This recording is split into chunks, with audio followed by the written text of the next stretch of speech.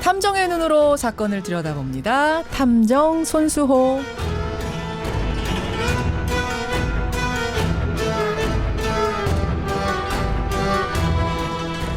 우리 사회에 관심을 모으고 있는 사건을 보다 자세히 들여다보는 시간, 탐정 손수호. 오늘도 손수호 변호사 나오셨습니다. 어서 오십시오. 네, 안녕하세요.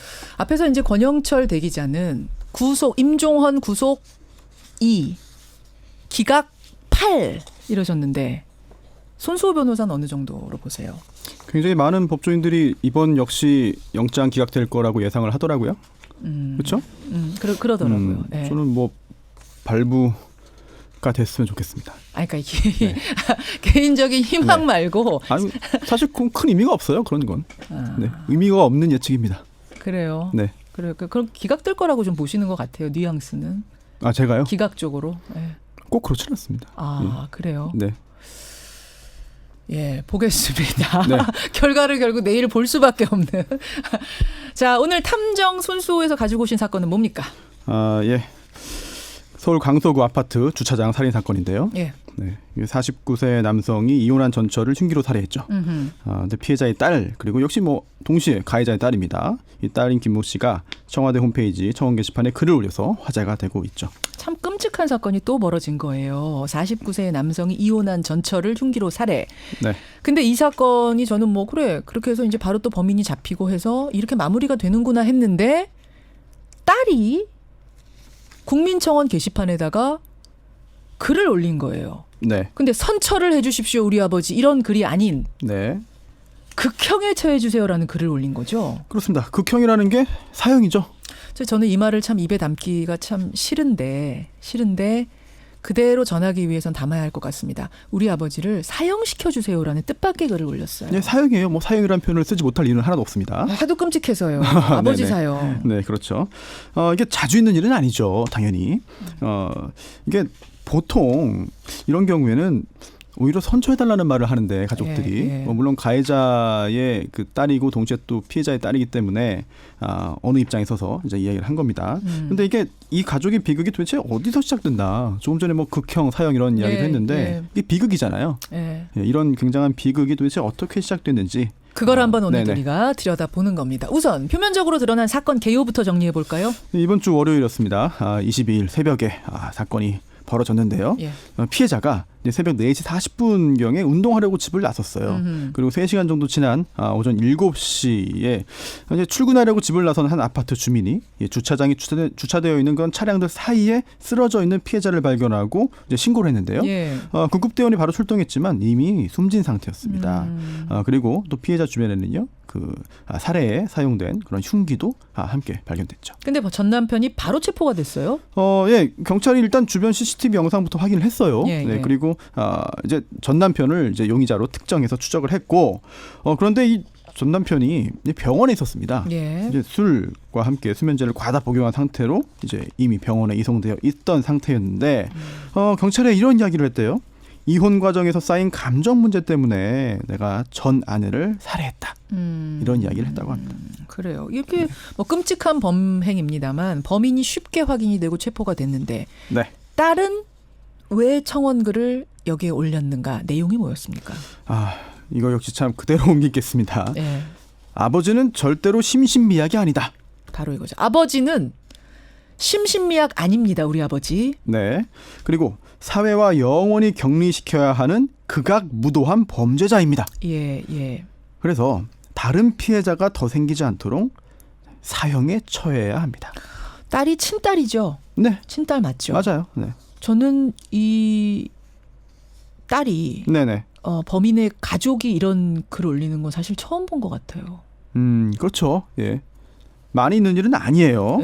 뭐 이제 간혹 근데 이런 경우는 있어요. 이제 자녀가 범죄를 저질러서 뭐 이제 잡혀가거나 또는 재판을 받을 때 부모가 엄하게 처벌해달라. 잘못 가르친 내 잘못이다 라고 이렇게 이야기하는 경우는 있거든요. 사실 그게 그런 말을 한다 하더라도 그 속내는 이제 자녀의 뭐 개과천선을 바라거나 아니면 오히려 수사기관의 선처를 원하는 그런 뜻일 수도 있습니다. 그런데 이번 글을 쓴 그 입장에서는 이게 그 완벽하게 이제 피해자인 그 친모 예. 어머니의 입장에 서서 아버지에 대한 엄벌을 지금 요구하고 있는 거거든요. 그렇기 때문에 굉장히 좀 낯선 상황이긴 하죠. 자, 도대체 무슨 사연이 이 집안에 있었던 건가? 이렇게 극형에 처해야 된다고 주장하는 이유는 뭡니까? 바로 가정폭력입니다. 가정폭력. 이번 일이 발생한 그 배경에는 가정폭력이 있다. 이제 그런 건데요. 이미 이 아버지 김 씨가 수년 전부터 이 전처와 이제 자신들의 가족들을 살해하겠다고 협박을 해왔어요. 그리고 또 여러 가지 이야기를 하는데 그 중에 또 좀 놀라운 말들이 있습니다. 어떤 겁니까? 내가 엄마를 살해해도 예. 죽여도 6개월이면 나올 수 있다. 내가 네 엄마 죽여도 예. 6개월이면 나올 수 있다. 이런 얘기를 딸한테 했대요? 네, 딸들한테 한 세상에. 거죠. 네. 그리고 그렇기 때문에 이번에 그 청원 글을 쓰면서도 사회에 돌아오면 안 된다. 극악 무도한 사람이다. 심신미약도 아니다. 이런 걸 한 거고요. 이런 글을 쓴 거고 예. 또 청원 글의 마지막은 또 이래요. 사랑하는 엄마, 저희가 지켜주지 못해서 죄송해요. 라는 글을 적었는데요. 아니 지금 이야기하신 거를 조금 더 깊이 들어가 보고 싶어요. 네. 내가 네 엄마를 살해해도 나 6개월 만에 나올 수 있어. 반드시 너희 엄마한테 나는 무슨 짓을 할 거야. 이런 얘기를 언제부터. 결혼은 언제부터 했어요? 이게 93년에 결혼했어요. 결혼했어요. 네, 93년에 예. 결혼했고요. 이제 딸만 셋이었습니다. 예. 근데 결혼 후에 이제 상습적인 폭력이 있었어요. 가정 내에서도. 상습. 네, 이게 딸의 그 표현을 빌리면은요.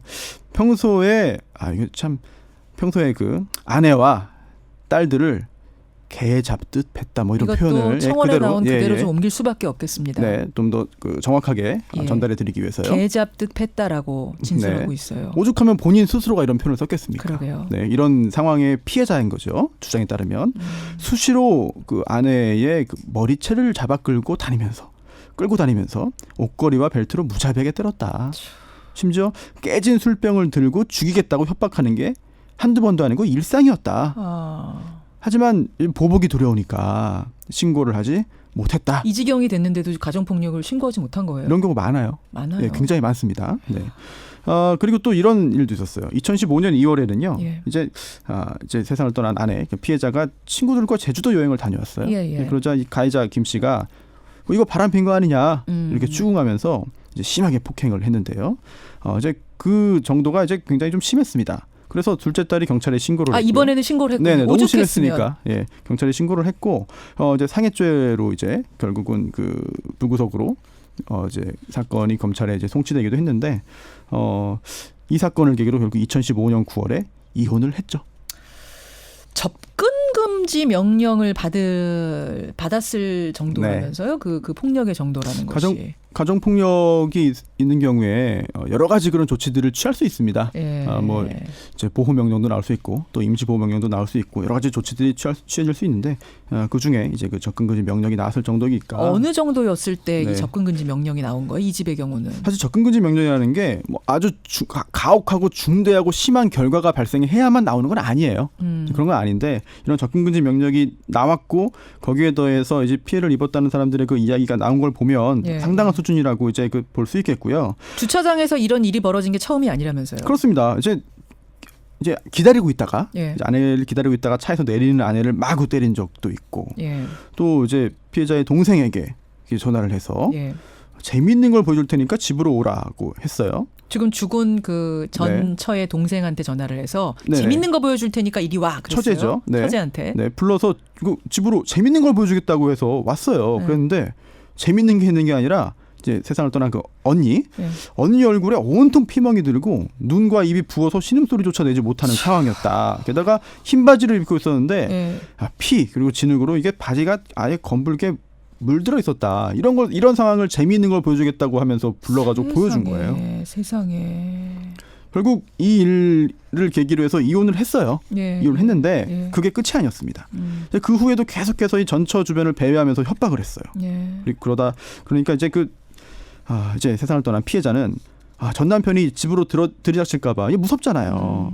걱정되니까 딸들과의 만남도 최소화하면서 이제 SNS를 통해서만 연락을 취했고 밖에 나갈 때는 마치 죄인인 것처럼 모자를 늘 이제 푹 눌러쓰고 얼굴도 제대로 드러내지 못했다고 합니다. 이혼 후에도 이사를 4번이나 다녔다면서요? 예, 맞아요. 이 아버지가 찾아올까 봐. 네네, 그렇습니다. 또 이런 일도 있었는데요. 이 가해자가 2016년 1월에는요. 이제 막내딸을 몰래 따라온 거예요. 근데 막내딸이 이제 엄마를 이제 따라가는 길이었는데 근데 몰래 이제 뭐 칼, 밧줄, 테이프 들고 와서 살해하겠다고 협박하기도 했습니다. 그래요. 자, 이렇게 온 가족의 공포의 대상이었던 범인 아버지. 근데 여기 지금 이 딸의 글에서 또 우리가 주목하는 부분은 뭐냐면 심신미약이 아닙니다. 우리 아버지는 감형은 절대 안 됩니다라는 얘기를 하고 있어요. 이건 무슨 얘기예요? 심신미약이 인정되면 감형하도록 되어 있거든요. 그렇죠. 이번에 강서구 PC방 살인 사건에서도 우울증약 10년 먹었다는 거 제출해서 이거 혹시라도 심신미약으로 감형되는 거 아니냐라고 국민들이 걱정하고 그랬던 거잖아요. 심신미약인 경우에 감형하는 거는 현행 법에 있고요. 또 근대형법의 대원칙인 책임주의에 부합하는 것이기 때문에 그 자체를 없애거나 그 자체를 적용하면 안 된다고 하는 것은 약간 좀 어려울 수 있습니다. 하지만 중요한 건 정말 심신미약이냐. 그렇죠. 행위 당시에 정말 심신미약이었냐. 이걸 잘 따져야 되는 건데요.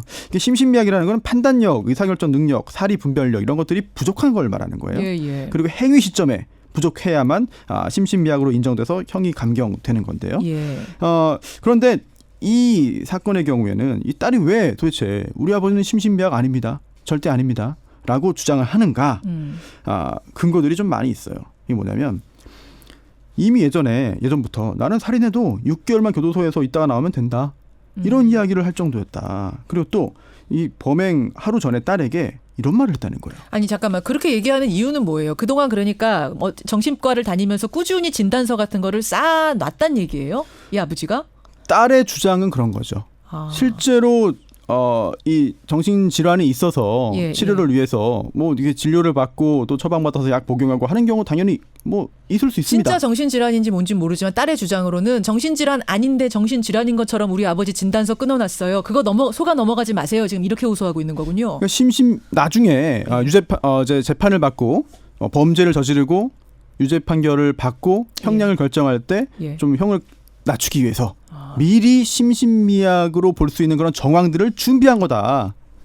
이런 주장이죠. 그런 거면 진짜 이거는 엄청난 치밀한 계획범죄네요. 내가 내 전처를 언젠가는 살해해야지 생각을 하고 미리 정신과를 꾸준히 다니면서 심신미약 증거들을 마련을 해놓고 나 형사라도 6개월밖에 안 살 거야 이런 얘기를 하고 다녔다. 네, 6개월만 살고 나올 거다라고 자신 있게 이야기한 그 여러 배경 중에 하나가 바로 나 심신미약으로 나오기 위해서 이렇게 준비 다 해놓고 있어. 준비하고 있어. 라는 게 지금 딸의 주장인 그렇습니다. 거예요. 손탐정님 보시기엔 어때요? 이 정도 상황이면 이 사람 심신미약 인정받을 수 있습니까? 감형될 수 있습니까? 가능성이 매우 낮습니다. 그렇죠. 네, 매우 낮아요. 언론에 이제 심신미약 인정되어서 이제 형이 감경된 경우가 많이 보도가 되거든요. 그런데 그렇지 않은 경우가 훨씬 많고요. 게다가 엄격하게 또 판단을 합니다. 그러니까 심신미약이 되느냐 안 되느냐는 이 사람이 어떤 병명 이런 게 중요한 게 아니라 사건을 벌일 그 당시에 자기 자신을 잃을 정도의 상황이었느냐 이거라면서요. 네. 평소에 어땠는지는 사실 크게 영향은 없고요. 행위 시에 이 사건 같은 경우에는 아내를 살해할 때 판단력이 부족했냐. 판단력이 부족했다면 온전한 책임을 지우는 게 타당하지 않으니까 형 감경하게 되는 건데. 그 사건 그 당시에 정신이 나가 있었냐 안 나가 있었냐. 그렇습니다. 네. 그리고 설령 어떤 정신질환이 실제로 있었고 치료를 정상적으로 받는 상태였다 하더라도 그것만으로 무조건 심신미약 되는 건 아니고요. 그 행위할 당시에 어떤 상태였는지를 따지게 되는 건데. 그럼 조두순은요? 조두순 사건의 그 조두순은 어떻게 그렇게 많이 감형이 된 거예요? 정신질환보다 이제 술이었죠. 술에 취해 있었다. 술 취해서 자기 자신을 잃었었다. 조두순은. 네네. 술에 취한 상태에서 범행을 저지른 게 결국 심신미약으로 인정이 되어서 감형에 영향을 준 거죠. 그래서 많은 사람들이 음주 감경 안 된다는 얘기를 계속 하는 거죠. 그래서 그 후에 법이 바꿔가지고 특정한 성범죄의 경우에는 술에 취해서 범죄를 저지른 경우에 이 심신미약 규정을 적용하지 않을 수 있도록 하는 규정을 생겼습니다. 다시 이야기로 좀 돌아와 보겠습니다. 이 이야기로 돌아오면 이 사람은 계획적으로 범행을 저지른 것으로 보이기 때문에 심신미약으로 감형받을 여지는 거의 없다라고 말씀하시는 거예요. 네, 4년 동안 뭐 집요하게 소재지를 추적하면서 주위를 맴돌았고 협박 폭언도 했고 기타 또 이제 몰래 이제 그 피해자의 아내 차량에 몰래 GPS를 설치해서 위치 확인을 했다는 이야기도 있거든요. 그래요. 네, 이런 걸 볼 때 굉장히 계획적이고 치밀한 그런 범죄를 한 것이다. 그렇다면 이거는 심신미약으로 인정될 수 없다. 예. 네.